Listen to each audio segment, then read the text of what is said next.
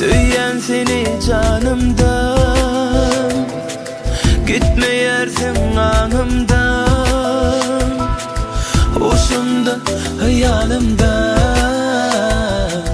Sen mening söyün mercenim, asmana ayım bolup, geceme nurun salıp, söýgümi kalba alıp,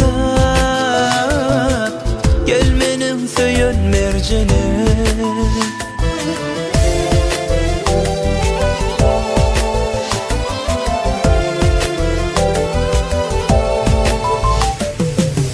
Ömrüme tay mercenim, bağıttır seni görüşüm, ovadanca mercenim. Kalbama tay mercenim, bağıttır seni söýjegim, ovadanca mercenim.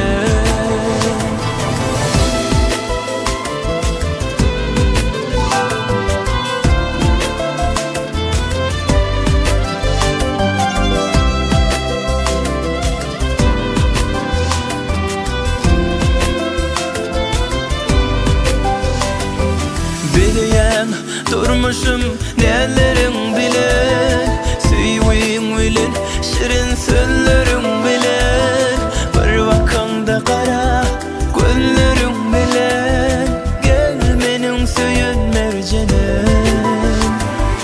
Sana hayran bugün aşık yüregim, sensin mening ýeketегim geregim.